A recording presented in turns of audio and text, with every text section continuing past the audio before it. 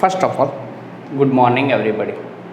આજે આપણે 12th science chemistry unit number 1 solid state જેને ક્વેશ્ચન છે કે HCP હેક્સાગોનલ ક્લોઝ પેકિંગ અથવા CCP રચનામાં સંકુલન ક્ષમતા ગણો, એટલે કે ક્લોઝ પેકિંગ ગણવાનું, એટલે કે packing efficiency in HCP and CCP structure.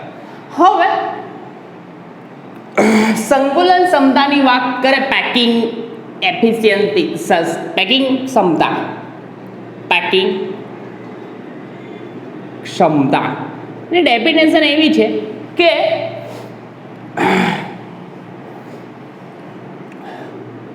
અણુ પરમાણુ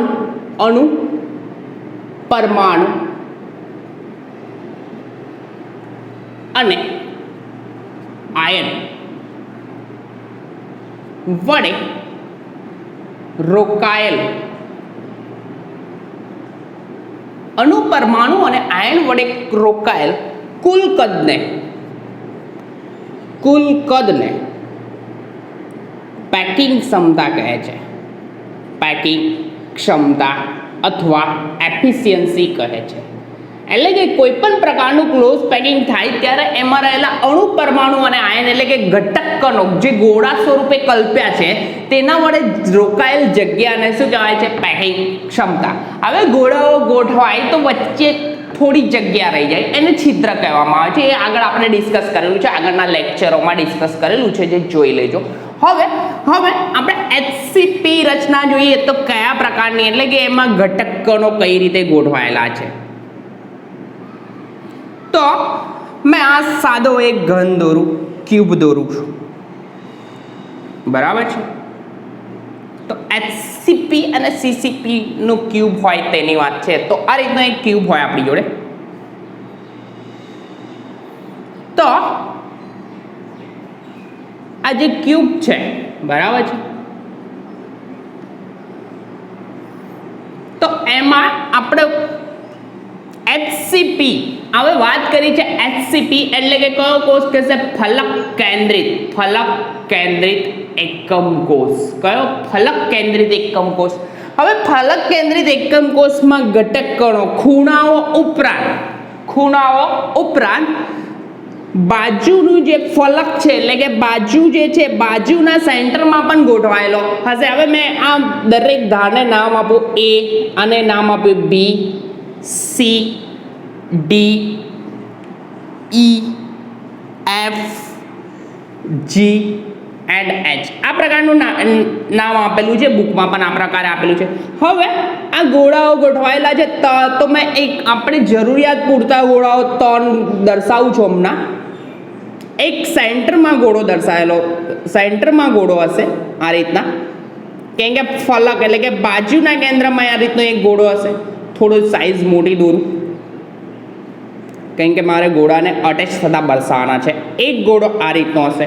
હવે બીજો અહીંયા હશે ને અહીંયા, એટલે કે ફલક કેન્દ્રિત એકમ કોષમાં ઘટક કણો ખૂણાઓ ઉપરાંત બાજુના કેન્દ્રમાં, તો બીજો ગોળો આ રીતનો હશે, બુકમાં આપેલું છે. અને ત્રીજો ગોળો આ રીતના છે. 3 ગોળાઓ ગોઠવાયેલા, અહીંયા નામ કર્યું A, B અને C. હવે આ 3 ગોળા, હવે જોઈએ ને તો આ ગોળો અહીંથી આટલું, એટલે કે સેન્ટરથી આટલી ત્રિજ્યા, આ ભાઈની ગોળાની ત્રિજ્યા કેટલી છે? ગોળાની ત્રિજ્યા લખું છું, ગોળાની ત્રિજ્યા કેટલી છે? R. ત્રિજ્યા R છે. કેટલી છે? ગોળાની ત્રિજ્યા R છે. આ ધ્યાનમાં રાખજો. હવે આપણે ત્રિકોણ કન્સિડર કરીએ. આમ એક બાજુ એક BC, તો ત્રિકોણ ABC, બરાબર. એમાં આ ખૂણો થશે કાટખૂણો. એક કોર્નર પકડું તો કાટખૂણો થાય, તો કાટખૂણો થાય. હવે મેં અંદર દરેક ધારની લંબાઈ, હવે ક્યુબ છે, ક્યુબ, તો આ ધારની લંબાઈ A છે, આ ધારની લંબાઈ પણ A છે, આની પણ A છે, આની પણ A છે. એટલે કે દરેક ધાર છે તેની લંબાઈ કેટલી છે? A જેટલી છે. કેટલી છે? A કોઈ કન્સિડર કરવાની રહી ગઈ, A આ ધારની લંબાઈ પણ એ છે, કેમ કે સમઘન છે, સમઘનની બધી જ બાજુની ધારની લંબાઈ કેવી હોય? સરખી હોય. હવે કન્સિડર કરું ત્રિકોણ એબીસીમાં, ત્રિકોણ એબીસીમાં કાટગુણો કયો છે? એક કાટગુણો છે. તો ત્રિકોણ એબીસીમાં કર્ણનો વર્ગ, કર્ણ એટલે કયો તો? એસી, અને નામ મેં કરું બી, બી નામ આપું. આટલી લંબાઈ છે તેને બી આલું, કેમ કે આને એ આલી તો આ કર્ણથી અહીંથી એ થી સી નું અંતર કેટલું? બી જેટલું આપું. કેટલું? બી જેટલું. હવે તો કર્ણ એટલે કે કર્ણનો વર્ગ એસી સ્ક્વેર ઇક્વલ ટુ આ કર્ણનો વર્ગ બરાબર AB square plus BC square મેં લખી શકું અકોર્ડિંગ ટુ ભૂમિતિના રૂલ પ્રમાણે. ભૂમિતિનો નિયમ છે કર્ણનો વર્ગ બરાબર બાજુની બે બાજુનો વર્ગોનો સરવાળો, તો AB square plus BC square. તો આટલી લંબાઈ કેટલી છે આપણી? બી સ્ક્વેર. બી થશે આટલી લંબાઈ બી, તો બી નો સ્ક્વેર બરાબર એ નો વર્ગ પ્લસ એ નો વર્ગ થાય. આપણે ગણવાની છે પેકિંગ ક્ષમતા. પેકિંગ ક્ષમતા ગણવા માટે આ તો કરવું જ પડશે. તો બી એટલે કે ફાઇનલ થશે B square equal to A square plus A square. તો બી સ્ક્વેર ઇક્વલ ટુ કેટલું થશે? 2a square.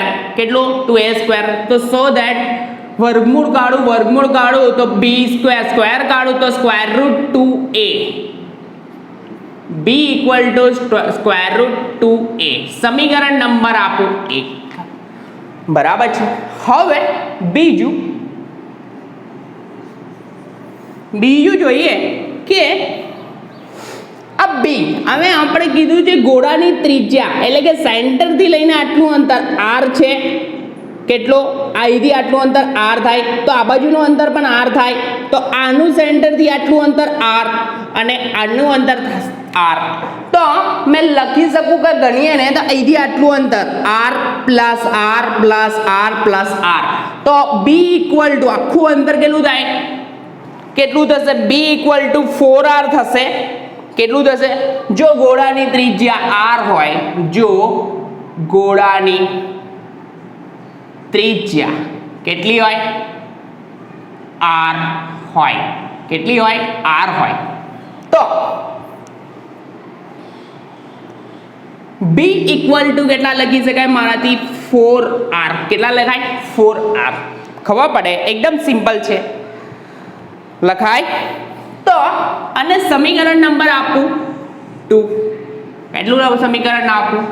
2. હવે સમીકરણ 1 અને આ નંબર 1 અને 2 ને સરખાવતા તો b ની વેલ્યુ અહીંયા કેટલી છે? 1 માં 4r છે અને 4r b ની વેલ્યુ 4r છે, તો મેં 4r મૂક્યું b ની જગ્યાએ. 4r equal to square root 2a. સૂત્રનો કરતા બનાવું એને સૂત્રનો કરતા બનાવું તો 4r divide by square root 2a. તો 4 ની જગ્યાએ મેં લખીશું 2 into square root 2 into square root 2 એટલે કે 2 લખી શકાય. 4 ની જગ્યાએ 2 મેં ડિવાઈડ ભાગ જ પાડે છે. રૂટ 2 ઇન્ટુ રૂટ 2 જવાબ આવે. 2 ઇન્ટુ 2 4 જવાબ. છેદમાં કેટલા છે? Square root 2 equal to into r. તો સ્ક્વેર રૂટ 2 જશે એટલે કે 2 સ્ક્વેર રૂટ 2 ઇન્ટુ r. જવાબ આટલો આવશે. a ની વેલ્યુ કેટલી આવી? 2 into square root 2 into r. હવે સમીકરણ નંબર આપું 3. બરાબર છે. હવે કરવાનું એવું છે કે આપણો સમઘન છે, સમઘન. તો સમઘનની એક છે લંબાઈ, આ લંબાઈ ગુણ્યા પહોળાઈ ગુણ્યા ઊંચાઈ. તો આ સમઘનનું કદ શું કહેવાય? એકમ કોષનું કુલ કદ મેં ફાઇન્ડ આઉટ કરવું હોય તો એકમ કોષ એટલે કે સમઘન. તો એકમ કોષ નું કુલ કદ એટલે કે કરવાનું હું લંબાઈ ગુણ્યા પહોળાઈ ગુણ્યા ઊંચાઈ. તો લંબાઈ કેટલી છે આ ભાઈની? a ઇન્ટુ a એટલે થશે કેવું? a નો ક્યુબ. તો આનો ક્યુબ કરવાનો છે કે કોનો? a નો ક્યુબ એટલે કે આ એ છે એનો ક્યુબ કરું એટલે કે 2 into square root 2 into R એનો ક્યુબ આવું થશે અને સમીકરણ નંબર આપું 4. હવે વસ્તુ એવી છે કે એચસીપીમાં પેકિંગ ક્ષમતા જોવાની હોય એટલે કે ફલક કેન્દ્રિત એકમ કોષમાં રહેલા ગોળાની સંખ્યા આપણે આગળ જોયેલું હતું તો એકમ કોષમાં રહેલા ગોળાઓની સંખ્યા કેટલી છે? ટોટલ 4. કેટલી? 4 છે. ખબર જ છે આપણને ફલક કેન્દ્રિત એકમ કોષમાં રહેલા ગોળાની સંખ્યા કેટલી છે? 4. તો મેં લખું બીજી વસ્તુ એક મેન્શન કરવાનું છે એક ગોળાનું કદ કેટલું હોય? ગોળાનું કદ એક ગોળાનું કદ કેટલું છે? એક ગોળાનું કદ ભૂમિતિના રૂલ પ્રમાણે એનું કદ હોય 4/3 પાઈ આર ક્યુબ. કોઈ પણ ગોળો લઈએ એનું કદ કેટલું હોય? સમીકરણ નંબર આપો 5. બરાબર છે. તો આપણા જોડે ટોટલ ગોળા કેટલા હશે? આવા ટોટલ ગોળા હશે આવા ટોટલ 4 ગોળા કેમ કે ફલક કેન્દ્રિત એકમ કોષમાં રહેલા ગોળાઓની સંખ્યા કેટલી? 4 હોય. તો હવે આપણે ડાયરેક્ટ પેકિંગ ક્ષમતાનું સૂત્ર મૂકીએ. પેકિંગ ક્ષમતાનું સૂત્ર છે કે પેકિંગ ક્ષમતા મેવો લઈએ દેખાય છે જોજે પેકિંગ ક્ષમતા આ નીચે દેખાય છે. પેકિંગ ક્ષમતાનું સૂત્ર છે કે એકમ કોષમાં ગોળાથી રોકાયેલ કદ એકમ કોષમાં ગોળાથી રોકાયેલ કદ ડિવાઈડ બાય એકમ કોષનું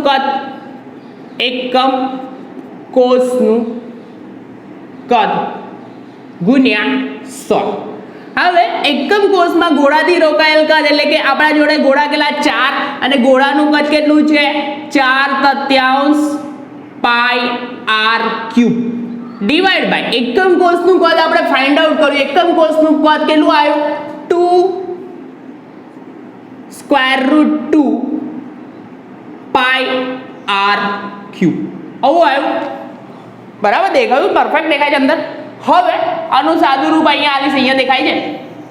આમાં દેખાય છે આ સાઈડે. તો અહીંયાથી મેં ઉપર લઈ જાઉં તો 4 × 4/3 equal to 4 × 4/3 pi R cube છે. હવે ઇન્ટુ 100 અહીંયા જોજો 2 બેનો એનો ટોટલનો ઘન છે. બરાબર તો બેનો ઘન કેટલો થાય? બેનો ઘન 8 ઇન્ટુ સ્ક્વેર રૂટ 2 નો ઘન તો 2√2 થાય. સ્ક્વેર રૂટ 2 નો એટલે કે √2 નો વર્ગ થાય તો 2 થઈ જશે. 2√2 આવશે. પછી પાઈ સોરી અહીંયા પાઈ નહીં 2√2 પાઈ તો છે નહીં ઇન્ટુ આર જ છે અહીંયા તો અહીંયા થશે પાઈ 2√2 ઇન્ટુ આર ક્યુબ.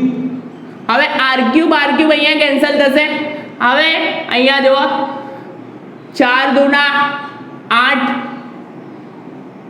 પછી આ 2 જશે આ 2 જશે અને આ 4 જશે તો રહેશે pi into divide by 3 into square root 2 into 100. બરાબર સ્ક્વેર રૂટ 2 ની વેલ્યુ જો તો કેટલી છે? પાઈ ની વેલ્યુ કેટલી આવે? સ્ક્વેર રૂટ 2 ની વેલ્યુ પાઈ ની વેલ્યુ કેટલી? 3.14 divide by 3 into square root 2 ની વેલ્યુ ફાઇન્ડ આઉટ કરીને લખજો ઇન્ટુ 100. આવું કરશો સ્ક્વેર રૂટ 2 ની વેલ્યુ ફાઇન્ડ આઉટ કરીને તો આપણા પર્સન્ટેજ આવશે 74%. એટલે કે આ ભાઈની પેકિંગ ક્ષમતા કેટલી થશે? 74%. કેટલી? 74% વેલ્યુ આવશે. ફરીથી કહી દઉં કરવાનું કશું નહીં. પહેલા આપણે એ ફાઇન્ડ આઉટ કરવાનો. એ ફાઇન્ડ આઉટ કઈ રીતે કરવાનો તે પહેલા મેં કહી દઉં કે પેકિંગ ક્ષમતાની ડેફિનેશન અણુ પરમાણુ અને આયન વડે રોકાયેલા કુલ કદને પેકિંગ ક્ષમતા કહે છે. હવે ગોળાની ત્રિજ્યા સપોઝ r હોય તો r એટલે કે અહીંથી આટલું r અંતર આખો ગોળો છે એટલે કે 2r થશે અને r એટલે કે 4r કેટલું થશે b ઇક્વલ ટુ 4r મૂકીશ મેં b ઇક્વલ ટુ 4r મૂક્યું હવે ત્રિકોણ abc તો abc તો આ કેટલો થયો કર્ણ થયો તો કર્ણનો વર્ગ ac² બરાબર ab² પ્લસ bc² થાય તો a ની ab અને bc ની વેલ્યુ કેટલી છે a * a છે તો b² equal to a² plus a² તો b² equal to a² plus a² એટલે કે 2a² થાય તો b બરાબર વર્ગમૂળ લઉં તો √2a થાય થયું હવે ગોળાની ત્રિજ્યા અહીંથી આટલું અંતર કેટલું b તો r * r plus plus plus એટલે કે 4r થશે બરાબર તો b ની જગ્યાએ મેં 4r મૂકું 4r ઇક્વલ ટુ √2a થયું બરાબર તો આપણે સૂત્રનો કરતા કોને કરવાનો a કરવાનો કેમ કે આપણે એકમ કોષનું કુલ કદ ફાઇન્ડ આઉટ કરવાનું એકમ કોષનું કુલ કદ ફાઇન્ડ આઉટ કરવા માટે a ફાઇન્ડ આઉટ કરી દઈશું તો એને સૂત્રનો કરતા બનાવ્યો તો 4 / √2 તો હું થશે આને અલગ કર્યું 2 * √2 ગયા તો 2√2r આવ્યો જવાબ બરાબર છે a ઇક્વલ ટુ 2 * √2 r જવાબ આવ્યો હવે એકમ કોષનું કુલ કદ ફાઇન્ડ આઉટ કરવું હોય કોઈ પણનું તો લંબાઈ ગુણ્યા પહોળાઈ ગુણ્યા ઊંચાઈ l cross b cross h l cross b cross h તો બધાની લંબાઈ કેટલી a * a તો a³ થશે કેટલા થશે a³ એટલે કે 2√2 * r થશે હવે એક ગોળાનું કદ કેટલું છે આપણા જોડે એક ગોળાનું કદ 4/3 πr³ અને HCP રચના હોય ફલક કેન્દ્રિત એકમ કોષમાં કુલ ગોળાની સંખ્યા કેટલી 4 એટલે માટે મેં 4 મૂક્યું અહીંયા આગળ અને આનું સાદું રૂપ આવશે આ રીતે એટલે કે જવાબ આવશે 74% કેટલા 74 એટલે કે પેકિંગ ક્ષમતા HCP રચનાની પેકિંગ ક્ષમતા કેટલી થશે 74%. આના પછીના લેક્ચરમાં આપણે ડિસ્કસ કરીશું અંતઃકેન્દ્રિત એકમ કોષમાં પેકિંગ ક્ષમતા ગણવાની છે એટલે કે સેન્ટરમાં મૂકીશું હવે કશું થાય નહીં આ રીતનું જ થશે ખાલી એક વેલ્યુ બદલાશે આ 4/3 πr³ હતું એટલે કે ગોળાની સંખ્યા કેટલી થશે અંદર 4 નહીં થાય કેટલા થશે 1 ને 1 2 થશે 2 ગોળાની સંખ્યા મૂકીશું એટલે કે એની પેકિંગ ક્ષમતા આના કરતાં ઓછી આવશે 74% કરતાં તો આ તો પેકિંગ ક્ષમતાનો પહેલો ક્વેશ્ચન અને આ ખૂબ ઇમ્પોર્ટન્ટ ક્વેશ્ચન છે બોર્ડ માટે તો પ્રિપેર સારી રીતે કરજો અને કન્ટિન્યુ રહેજો.